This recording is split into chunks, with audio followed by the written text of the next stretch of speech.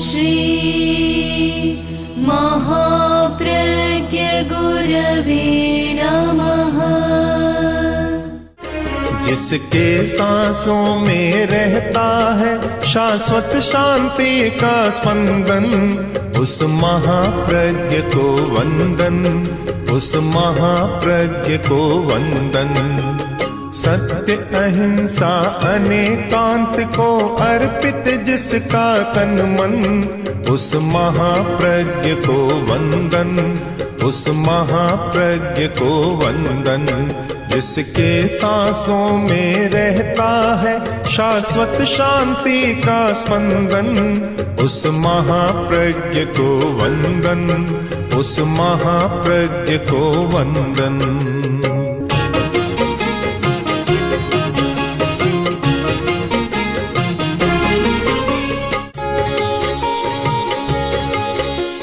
नमो अरहंताणम, नमो अरहंताणम।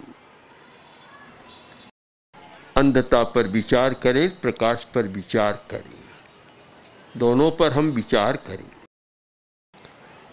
कि जब विवेक की चेतना जागृत नहीं होती, आंख भी बहुत काम नहीं देती। आंख का बहुत छोटा काम है और विवेक की चेतना का बहुत बड़ा व्यापक और सूक्ष्म काम है, सूक्ष्म अर्थ है। चाहे धर्म का क्षेत्र हो और चाहे कर्म का क्षेत्र हो, प्रकाश विवेक के द्वारा मिलता है। तो हमें विवेचन करना है, विवेक करना है और विभज्यवादी दृष्टिकोण को अपनाना है वस्तु स्थिति को जानने के लिए। अहिंसा समवाय की कल्पना की गई, उसका एक बहुत उद्देश्य है कि अहिंसा के क्षेत्र में काम करने वाले भी एक विमर्श के बिंदु बने हुए। और कभी कभी प्रश्न होता है कि और अधिक विवेचन की जरूरत है। ऐसे अनेक संस्थान और ऐसे अनेक व्यक्ति हैं जो अहिंसा के क्षेत्र में तो काम करते हैं, पर स्वयं दूसरा व्यक्ति जो अहिंसा के क्षेत्र में काम कर रहा है उससे साथ बड़ा विद्वेष करते। परस्पर में मतभेद ही नहीं, मन भेद बहुत चल रहा है। मतभेद, विचार भेद होना कोई बुरी बात नहीं है और मैं तो विचार स्वातंत्र्य को बहुत अधिक महत्व देता हूँ। और ये स्वतंत्रता, विचारों की स्वतंत्रता मनुष्य का एक मौलिक अधिकार है, उसे कभी रोका नहीं जा सकता, रोकना भी नहीं चाहिए। अगर हम वैचारिक स्वतंत्रता को स्खलित कर दें, प्रतिहत कर दें, तो मनुष्य को एक ढांचा या यंत्रबद्ध बनाने की प्रक्रिया शुरू हो जाती है। और मनुष्य कोई यंत्रबद्ध नहीं है, यंत्र से जन्मा नहीं, ऐसा कोई सांचे में ढाला हुआ नहीं है कि जैसे मशीन में दौड़ व तैयार होकर आ जाए। उस चेतनावान प्राणी है और चेतना का लक्षण ही है स्वतंत्रता। वह किसी के साथ पैदा नहीं होता, किसी से पैदा नहीं होता, वह स्वतंत्र है। और अस्तित्ववादी दृष्टि से इस पर हमने विचार किया है, बहुत विचार किया है और आगम में भी इस पर बहुत चिंतन मिलता है और वर्तमान का अस्तित्ववादी दर्शन भी इस पर बहुत चिंतन कर रहा है और हुआ है। वैचारिक स्वतंत्रता हो, किंतु फिर भी स्थिति यह है कि एक साथ एक मंच पर बैठने को तैयार नहीं, एक साथ बैठकर चिंतन करने को तैयार नहीं और एक साथ निर्णय करने को तैयार नहीं। इस स्थिति में संभवतः ये ऐसा लगता है कि अहिंसा का काम करने वाले भी अपने मन में हिंसा का भाव पाले हुए हैं। अहिंसा समवाय की कल्पना इसलिए जरूरी है कि कम से कम अहिंसा के क्षेत्र में काम करने वाले अपने मन में जो भावात्मक हिंसा का द्वंद्व चल रहा है उससे दूर रह सकें। भगवान महावीर की वाणी का एक सूक्त बड़ा सुंदर है, अणुमाणम च मायम च, कि मान और माया बहुत सूक्ष्म है। अहंकार इतना सूक्ष्म है कि बाहर से दिखाई नहीं दे, फिर भी भीतर में अहंकार पल रहा है। और माया भी बहुत अणु है, बहुत सूक्ष्म है माया भी। छल कपट भी बहुत सूक्ष्म है, पता नहीं लगता और दूसरे को फंसा देता है। दोनों ही बड़े सूक्ष्म हैं, अहंकार और माया। यदि हम अहिंसा समवाय की कल्पना करें तो इस सूक्ष्म में जो दो दोष हैं उनका कोई समाधान कर सके तो एक अहिंसा समवाय अच्छा मंच काम करने का बन सकता है। मैं देखता हूं कि धर्म के लोगों में भी ये कसाय, अहंकार, क्रोध, माया, कपट और लोभ इतना घर कर गया है कि व्यापार में तो करते हैं पर धर्मस्थान में भी इन चारों का प्रयोग कम नहीं हो रहा है। अहिंसा का काम करने वालों में भी कम नहीं हो रहा है। दिल्ली में हम थे, अहिंसा समवाय का एक कार्यक्रम आयोजित किया गया। उसमें काफ़ी अहिंसा सेवी लोग, इस क्षेत्र में काम करने वाले लोग विद्यमान थे। ताल कटोरा वहाँ के एक प्रसिद्ध स्टेडियम है, वहाँ कार्यक्रम था। 5-4 हजार लोगों की उपस्थिति और उसमें पूर्व राष्ट्रपति आदि काफ़ी विचारक लोग भी उपस्थित थे। मैंने भाषण देते हुए जब कहा कि हम अहिंसा की बात करते हैं, अहिंसा के क्षेत्र में काम करते हैं और हिंसा को कम करना चाहते हैं, किंतु ऐसे लोग जो अहिंसा के क्षेत्र में काम करने वाले हैं, दो भिन्न दिशाएं हैं, एक का मुंह पूर्व की ओर है तो एक का पश्चिम की ओर है, और एक साथ बैठने में भी संकोच करते हैं। चिंतन की बात तो दूर रही, बैठना भी पसंद नहीं करते। जैसे ही मैंने ये कहा चारों तरफ अंगुलियां उठने लग। आप सोच सकते हैं कि अहिंसा समवाय का काम कितना कठिन है, बहुत कठिन काम है।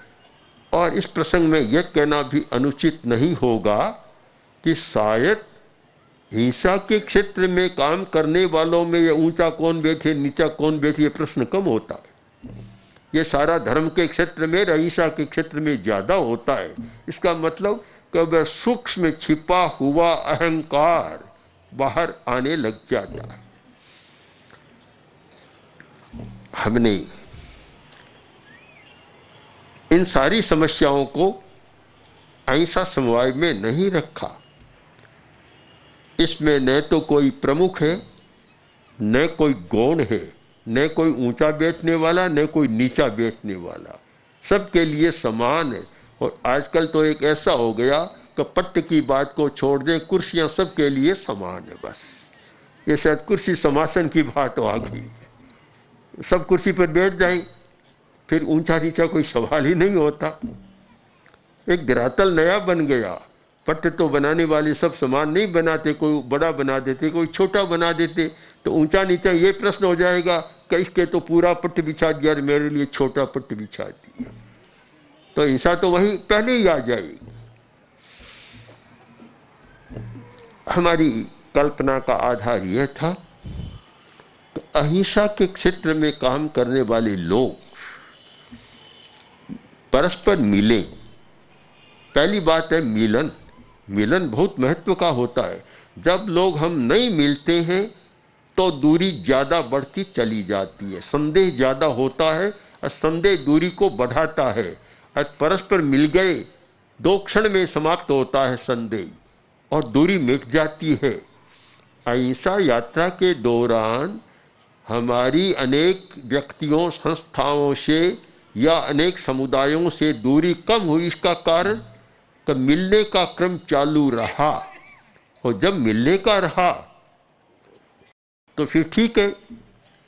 जब गुजरात का हिंसा का दौर चल रहा था उस समय हमने मुस्लिम नेताओं को याद किया, बात की, निकट से बात की, तो बात में वे बहुत जल्दी सहमत हो गए। हिंदू नेताओं से की तो वह भी हो गई, फिर दोनों को मिलाया तो दोनों हो गए। यानी दूरी कम हो, हम मिलते रहे, बातचीत करते रहे। तो ऐसा समवाय का हमने जो क्रम रखा वह पहला है मिलन। हम परस्पर मिलते रहे। भिन्न विचारों के लोग, चाहे हिंदुओं में भी बहुत भिन्न विचार वाले हैं, मुस्लिम समाज में भी बहुत भिन्न विचार वाले हैं, वहाँ भी शिया सुन्नी का कम नहीं है, तो यहाँ भी कम नहीं है। तो भिन्न विचार वाले तो मिलते हैं, और भिन्न विचार होना एक स्वाभाविक है, उसे कभी रोका भी नहीं जा सकता और बांधा भी नहीं जा सकता। कितने भिन्न विचार वाले होते, मैं देखता हूँ एक बड़े दार्शनिक हुए हैं और उनके शिष्य भी भिन्न विचार वाले हो गए। चाहे दर्शन के क्षेत्र में देखता हूँ, मनोविज्ञान के क्षेत्र में जो फ्रायड ने सिद्धांत स्थापित किया, माइंड का बहुत विश्लेषण किया, बहुत विचार किया, और उन्हीं के साथी या अनुगामी युंग, कार्ल युंग ने उसको थोड़ा बदल दिया कि केवल माइंड नहीं, माइंड से कोई पूरी मन की व्याख्या नहीं हो सकती, उसके साथ साइक को जोड़ना भी जरूरी है। एक नया संकल्प प्रकल्प सामने आ गया। तो भिन्न विचार होना कोई बुरी बात नहीं, ये विकास की प्रक्रिया है। जब विकास होगा तो विचार भी आगे बढ़ेगा। हमने भिन्न विचार को एक द्वेष का रूप दे दिया और उसके साथ कलह हो गया, यही तो समस्या है। जैन परंपरा में भी देखता हूँ कितने भिन्न विचार वाले हुए। दिगंबरों का एक कुछ बातों में भिन्न विचार है, श्वेतांबर मूर्ति पूजकों का भिन्न है, स्थानिक वासियों का भिन्न है, तेरा पंथ खैर और भी छोटे मोटे उनके भिन्न विचार, भिन्न भिन्न विचार हैं। शायद दिगंबर समाज ने कभी मुखपत्ती बांधी नहीं, ऐसे ही बोलते।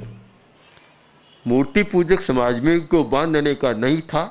स्थानिकवासी समाज के कुछ आचार्य आए, उन्होंने मुखपत्ती बंधा दी सबकी।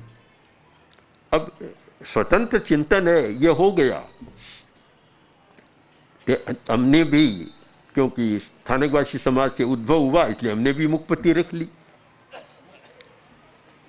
बहुत बार आचार्य तुलसी ने कहा, पूछा कि आप क्यों रखते हैं, कि हमारी परंपरा है, बस, और क्या के इससे आगे। तो ये सारी भिन्नता है, पर यह विरोध का कारण नहीं बनना चाहिए। ऐसा समवाय का एक मुख्य रहा कि स्वतंत्रता का सम्मान करो, पर विरोध मत करो, हिंसा मत करो। तो पहला है मिलन, हम मिले, परस्पर मिले। फिर मिलने के बाद हम एक सहासन, एक साथ बैठे। दूसरा, पहला मिलन, दूसरा सहासन, तीसरा सह चिंतन, एक साथ चिंतन करें। चौथा है सह निर्णय, एक साथ निर्णय करें और फिर उसके क्रियान्वित करेंगे। साथ बैठना भी बड़ा महत्व का होता है।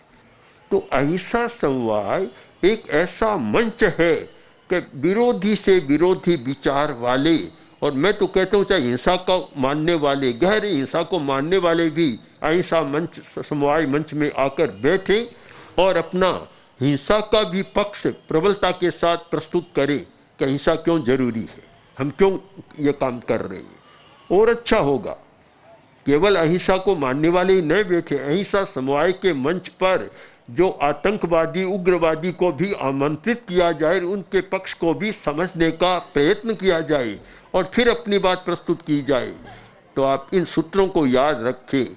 मिलन, जो हमने अहिंसा समवाय की कल्पना के समय दिल्ली में प्रस्तुत किए थे, कि हमारी कल्पना क्या है कि परस्पर मिलना, मिलन। दूसरा सहासन, एक साथ हम बैठे। एक पुरानी भाषा में है, पंचों की जब पंचायत की चल, एक दरी पर बैठे, एक साथ बैठे। दूसरी बात, तीसरी बात सह चिंतन, फिर चिंतन करें और विरोधी विचारों को सुने। यह नहीं कि सब प्रशंसा की बात कहे या एक सरीखे विचार रखे। एक सरीखे विचार रखे, वहाँ विकास नहीं होता। विचारों की भिन्नता आनी चाहिए, स्वतंत्र चिंतन होना चाहिए। तो हम चिंतन करें और फिर चिंतन में जब लगे कि हाँ हम एक समान बिंदु पर पहुंच रहे हैं, तो फिर साथ में बैठकर निर्णय करें कि हमें क्या करना चाहिए, और फिर क्रियान्विति का क्षेत्र चुन ले कि मुझे कहाँ कहाँ काम करना है। मिलन, सहासन, सह चिंतन, सह निर्णय, पांचवा बिंदु है क्रियान्विति करें। ये अहिंसा समवाय की मूल कल्पना है, इसको आप समझ लें। और मैं मानता हूँ कि ये बहुत जरूरी है। मैंने जब ये कल्पना प्रस्तुत की थी सरदार शहर चतुर्मास में, जब सर्वोदयी नेता बाल विजय जी आए, उनसे बात हो रही थी, ये कल्पना प्रस्तुत की। मैंने कहा देखिए आप कि संयुक्त राष्ट्र संघ बना है, जिसमें अमेरिका और सोवियत संघ जैसे बिल्कुल दो धाराएं, विरोधी धाराएं, एक दक्षिण में जाती है तो एक उत्तर में जाती है, कभी मिलने का प्रश्न नहीं था, इतने कट्टर। जबकि सोवियत संघ कट्टर साम्यवादी और इधर अमेरिका और ये पूंजीवादी देश। परंतु दोनों ने एक समझदारी का काम किया कि संयुक्त राष्ट्र संघ में सहभागिता बनाई। ये सब करते हुए भी कभी अलग नहीं हुए, संयुक्त राष्ट्र संघ को तोड़ा नहीं। तो हम क्या उन राष्ट्रों को जो इतने विरोधी विचार वाले हैं उनको धार्मिक माने, या धार्मिकों को माने जो कभी मिलना भी पसंद नहीं करते, एक साथ बैठना भी पसंद नहीं करते? किसको हम धार्मिक माने? बड़ा विचित्र सा लग रहा है। इसलिए हमें भी नया चिंतन करना चाहिए। और हमारी कल्पना तो यह थी, आचार्य तुलसी के समय से भी हमारा एक चिंतन चल रहा था कि संयुक्त राष्ट्र संघ के उस पैटर्न पर धार्मिकों का भी संयुक्त राष्ट्र संघ बनना चाहिए, जहाँ की सब लोग मिलकर अपनी बात रख सकें, अपना चिंतन कर सकें और नई बात को जोड़ सकें। केवल रूढ़िवादी और परंपरावादी न रहे, नई बात करें। तो ये एक बना, अनेक संस्थाएं इसके साथ जुड़ी है, केवल हम नहीं हैं, कुछ सर्वोदयिक संस्थाएं भी जुड़ी हुई है, गांधीवादी विचारक भी जुड़े हुए हैं, और दक्षिण भारत और भी दक्षिण भारत के बड़े बड़े धर्मगुरु, बड़े प्रभावशाली दो धर्मगुरु दक्षिण बेंगलोर के यानी कर्नाटक राज्य के, ऐसे प्रभावशाली है, लोग कहते हैं ये दोनों जो काम धार ले तो सरकार भी इनके सामने कुछ नहीं कर सकती, इतने प्रभावशाली है। स्वामी बाल गंगाधर स्वामी और स्वामी शिवरात्रि स्वामी, जिनका बड़ा विशाल एक शिक्षा का साम्राज्य, एक एक वे स्वामी 400 स्कूलें कॉलेजें इतना चलाने, बड़े प्रभावशाली, हमारे साथ इसमें जुड़ी हुई है, बड़ा अच्छा काम ये कर रही है। तो एक अच्छा एक प्रसंग हमारे सामने है कि हम अहिंसा समवाय को किस प्रकार से एक आगे बढ़ाएं। अब दूसरी बात अहिंसा प्रशिक्षण की, काफ़ी समय हो चुका है अहिंसा समवाय में, और प्रशिक्षण के बारे में मैं बहुत बार चर्चा करता हूँ। और मैं मानता हूँ कि केवल शब्दों से आदमी को बदला नहीं जा सकता, परिवर्तन नहीं किया जा सकता, आज बदलने की बहुत ज़रूरत है। और मैं तो ये मानता हूँ कि धर्म को मानने वालों को बहुत बदलना चाहिए। धर्म को नहीं मानते हैं, वे नहीं बदलते हैं, तो कोई आश्चर्य की बात नहीं है। धर्म को मानने वाले भी नहीं बदल रहे, इतने रूढ़ बन गए, परिग्रह को कम करना नहीं चाहते, अनैतिकता को भी कम करना नहीं चाहते। अगर मैं दो कोटियां करूं, एक और धर्म को मानने वाले लोग हैं और एक और धर्म को न मानने वाले नास्तिक विचारधारा के लोग भी हैं। 6 अरब की दुनिया में 5 अरब से ज़्यादा लोग तो धर्म को मानने वाले, और धर्म को नहीं मानने वाले थोड़े बहुत अल्पसंख्या में है, 10, 20, 50 करोड़ हो सकते हैं। पर व्यवहार में कहाँ भेद है कि धर्म को मानने वालों ने तो दुनिया को स्वर्ग बना दिया और धर्म को नहीं मानने वालों ने दुनिया को नरक बना दिया। कहीं कहीं तो यह देखता हूँ कि धर्म को नहीं मानने वाले भी नैतिकता के मामले में धर्म को मानने वालों से कहीं आगे, बहुत आगे। तब फिर प्रश्न होता है कि धर्म का क्या अर्थ है, अर्थ क्या है धर्म का। अब देखिए धर्म क्या है। नैतिकता सुने धर्म की, जो कल की काफ़ी चर्चा हमने की थी, तो धर्म के बारे में भी आज बहुत चिंतन के बिंदु हैं। हमने एक रेखा बना ली और उसी को मान कर चल रहे हैं। बुढ़िया जा रही थी और फुटबॉल का मैच था, बार बार तालियां बज रही थी। बुढ़िया कुछ जानती नहीं थी बेचारी। उसने कहा, अरे मूर्खों आज क्या हो रहा है, ये बार बार तालियां क्यों बजा रहे हो। तो एक ने कहा, देखिए कि फुटबॉल का मैच हो रहा है, हार जीत हो रही है। क्या होती है हार जीत? तो इस रेखा से इधर आता है तो हार जाए। मूर्खों, पहले रेखा ही बनाई क्यों तुमने? तो जब हम ऐसी काल्पनिक चीजें खड़ी कर देते हैं और फिर ऐसा करते हैं, तो हमें चिंतन करना है कि ये रेखाएं हमने मान्यताएं बना ली, बस ये मान्यताएं बना ली। अरे मान्यताएं बनाओ तो पहले मूल धर्म को समझकर बनाओ। बिना समझे ऐसी रेखाएं खींच देते हैं और फिर परस्पर में लड़ाते झगड़ते विरोध करते रहते हैं। इसलिए मैं मानता हूँ अहिंसा प्रशिक्षण का अर्थ ही है कि हम अहिंसा के बारे में इतना उदात्त और उदार व्यापक दृष्टिकोण का चिंतन दें, जिससे आदमी में संघर्ष कम हो, कलह कम हो, झगड़ा कम हो, अपेक्षाएं भी सीमित हो, इच्छाएं भी सीमित हो। इन सब का प्रशिक्षण दिया जाए, जिसके एक प्रकार से मस्तिष्क की धुलाई हो जाए। मस्तिष्क की धुलाई, मस्तिष्क के प्रशिक्षण, अगर यह मस्तिष्क के परिवर्तन नहीं होता है तो फिर क्या होता है कि धर्म भी कैसा बन जाता है। मैं अपनी बात संपन्न करूं कि धर्म का रूप क्या बनता है फिर, जब मस्तिष्क नहीं बदलता, चेतना का रूपांतरण नहीं होता, तो फिर क्या होता है। कोई जैन मुनि रामायण का वाचन कर रहे थे, चतुर्मास में जैन मुनि जैन रामायण का वाचन करते हैं, रामायण का वाचन कर रहे थे, तो एक बुढ़िया भी जाती थी।